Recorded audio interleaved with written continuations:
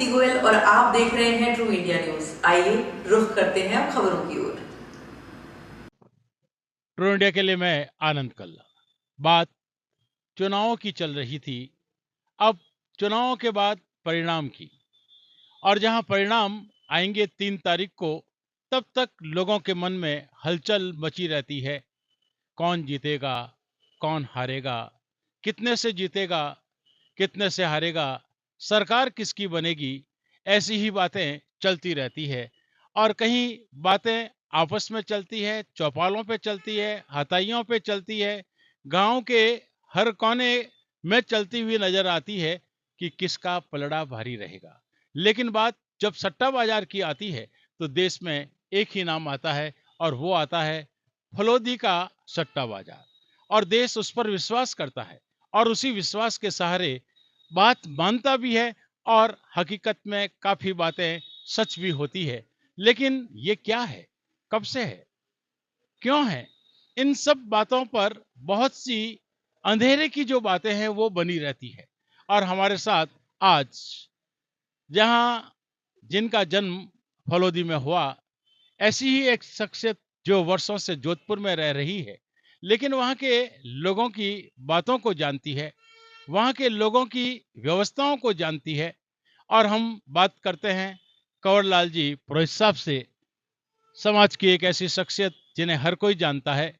हम जानना चाहेंगे कि ये जो सट्टे बाजार की बात आती है, वैसे तो कहते हैं कि सदियों से चल रहा है, लेकिन आपकी राय में इसकी शुरुआत कैसे हुई होगी? सट्टे बाजार का जो प्रचलन है, शुरुआत में ये it dates back to at least 200 साल पहले का होगा। फलोदी और अपने मरु क्षेत्र में ज़्यादातर रोजगार के साधन नहीं थे, और यहाँ पर शिक्षा का भी इतना बड़ा मामला नहीं था, ज़्यादातर लोग शिक्षित नहीं थे, इसलिए ज़्यादातर बेरोजगारी थी। मुख्य जो व्यवसाय था वो कृषि था। कृषि के अंदर यहाँ के मामला मानसून के ऊपर निर्धारित रहता था। 5-4 साल में एक आध बार जमाना आता था, तब व्यवस्थाएं हो जाती थी। संघर्षपूर्ण जीवन था। उस हालात में यहाँ के लोग ज्यादातर रोजगार के लिए बाहर जाते थे, और क्योंकि कुछ परिवार वहाँ माहेश्वरी जो समुदाय था यहाँ का, यहाँ और जो धनिक थे लोग, वो बॉम्बे साइड में, यहाँ ज्यादा विदर्भ महाराष्ट्र साइड में जाते थे, तो उनको वहाँ पे एक ब्राह्मण की आवश्यकता रहती थी जो उनके कर्म कांड है और दूसरे जो कार्य है वो कर सके। इसलिए वो यहाँ से काफी लोग जो फलूदी से है वो विदर्भ और पर्टिकुलरली बॉम्बे में गए थे। 200-250 साल पहले की बात होगी ये। और वहाँ गए तो वहाँ पर वो उनको बहुत ज्यादा एजुकेटेड नहीं थे, तो वो क्या काम कर सकते थे? उनका मुख्य जो कार्य था वो रसोई बनाना था। और थोड़े बहुत पढ़े लिखे थे, लेकिन they were the most brilliant peoples. विश्व की सर्वश्रेष्ठ प्रजाति है पुष्करणा ब्राह्मण। ये मैं दावे के साथ कह रहा हूँ, ये रेफरेंस तो नहीं देना चाहिए, लेकिन मैं कह रहा हूँ दावे के साथ, and that has been proved. तो वो लोग वहाँ गए, बॉम्बे के अंदर पर्टिकुलरली, तो वहां पर जो उद्योगपति थे वो ज्यादातर माहेश्वरी थे, बिरला ग्रुप था या दूसरे इंडियन एक्सप्रेस ग्रुप था। और उस समय जो पारसी जो ईरान से आए थे, पारसी कम्युनिटी बहुत ही इनोवेटिव थी और बिजनेस माइंडेड थे, और आदमी की परख जितनी पारसी लोगों को होती थी उतनी शायद अभी भी मैं मानता हूँ किसी को नहीं है। वो उनकी ग्रोथ है जो हिंदुस्तान के इकोनॉमी में उनका जो भूमिका है वो प्रूव करता है कि उनके मुकाबले आदमी की परख और मैनेजमेंट जो दे कैन जज द पीपल्स।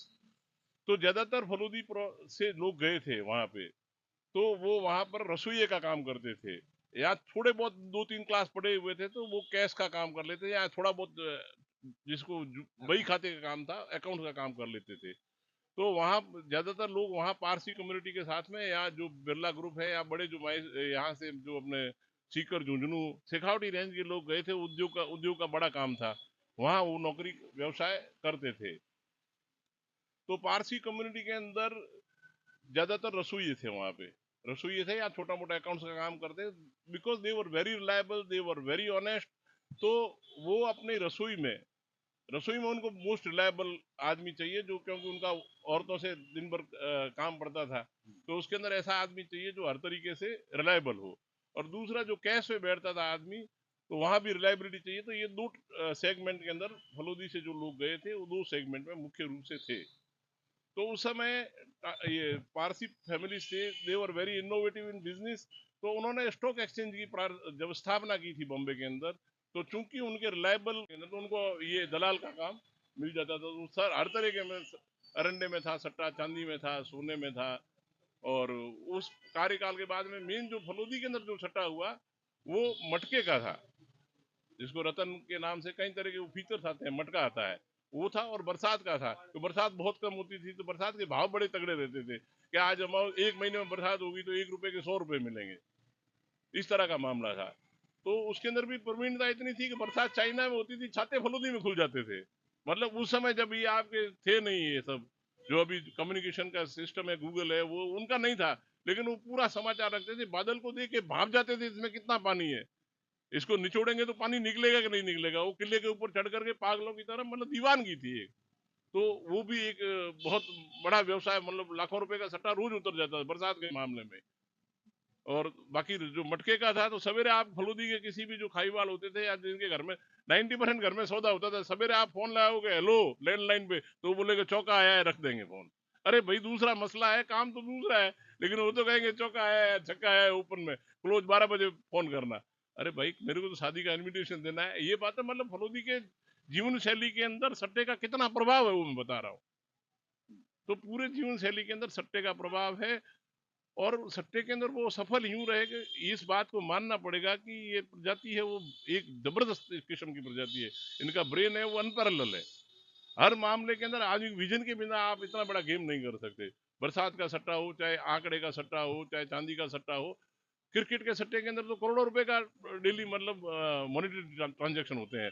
तो ऑस्ट्रेलिया के अंदर शेफील्ड जो काउंटी मैचेस होते हैं, ऑस्ट्रेलिया में हो चाहे इंग्लैंड में हो, वहां से छोटी सी छोटी टीमों के खिलाड़ियों के नाम उनको कंठस्थ है।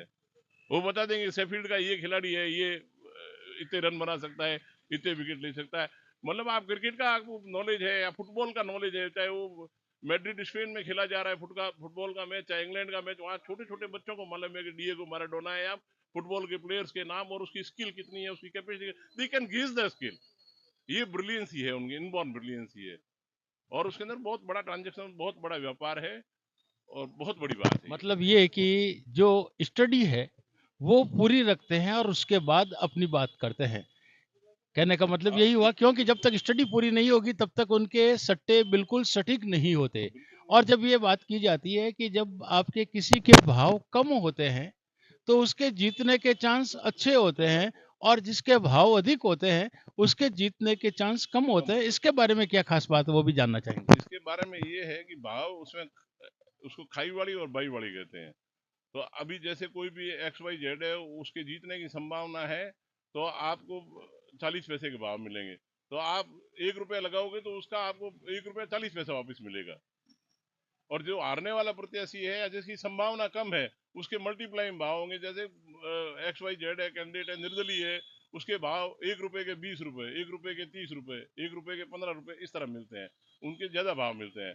और जो जीता हुआ कैंडिडेट है, 1 रुपए के 10 पैसे के भाव, 15 पैसे में प्रतापपुरी जी हार गए थे महाराज।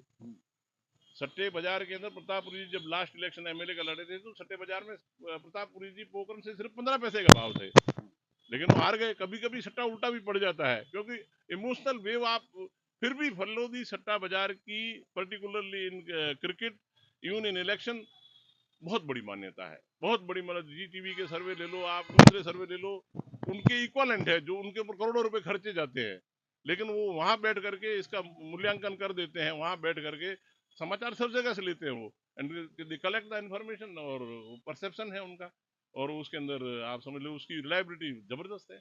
आज वसुंधरा राजे जैसी फलोदी से भाव पूछ दिए कि क्या भाव है BJP के, क्या भाव है कांग्रेस के, उन सारे मिनिस्टर से ये पूछताछ करके वो अपना मेंटली प्रिपेयर करते हैं आगे का कैसा प्लान करना है अपने को, कितने निर्दलीय तोड़ने हैं, कितने खरीदने हैं, कितने बेचने हैं। दैट मेक्स द डिफरेंस, ये रिलायबिलिटी। बहुत बहुत धन्यवाद आपका कि बहुत ऐसी जानकारी जो सामान्य रूप से जनता तक नहीं होती, और ये तब तक नहीं होता जब तक आप बिल्कुल किसी ऐसे गहन अध्ययन को नहीं करते। गहन अध्ययन का उनका क्या क्राइटेरिया रहता है, ये गोपनीय बातें हैं जो खास तौर से वो बताते नहीं, और जो सट्टे खेलने वाले हैं वो अपनी बात भी बताते नहीं। लेकिन जन सामान्य जहां वहां जुड़े होते हैं वो क्या अपनी बात करते हैं, ऐसी ही बात हमने कंवरलाल जी से जानने की कोशिश की।